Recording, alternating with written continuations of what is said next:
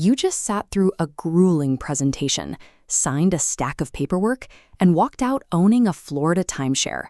But the moment you get back to your hotel room, the regret sets in.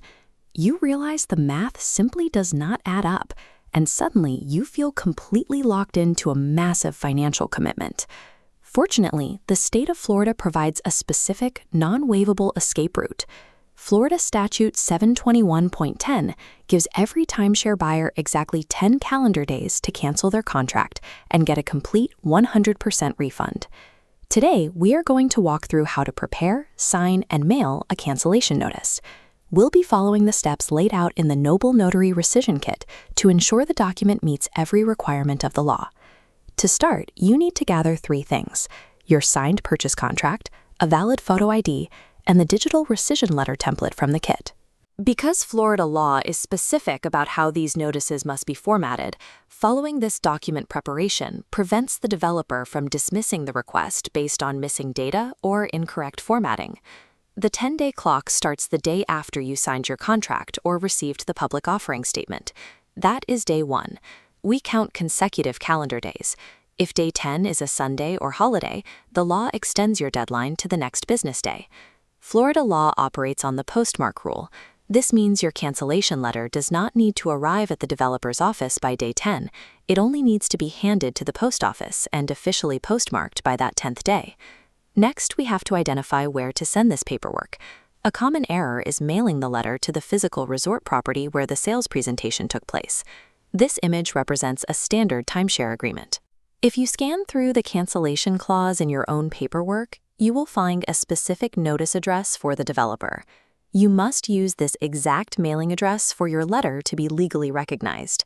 Identifying the mathematical deadline and the corporate notice address ensures the letter is both timely and directed to the party responsible for processing the refund. Open the digital rescission letter from your kit in a word processor. You'll scan through the document and swap out the bracketed text with your specific details, like your contract number and the total amount paid. Before you hit print, go back through and delete any italicized instructions or remaining brackets.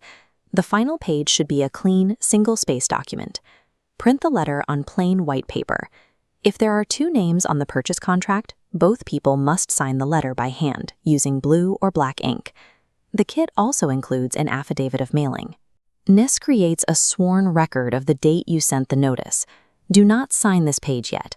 You must sign it in the presence of a licensed notary public. Once the affidavit is notarized, assemble your packet.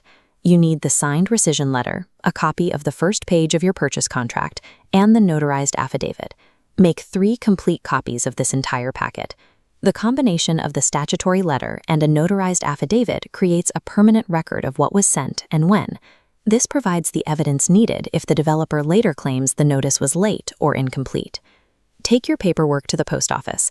As seen in this layout, you must send your letter via USPS certified mail and add a return receipt, the green card on the left.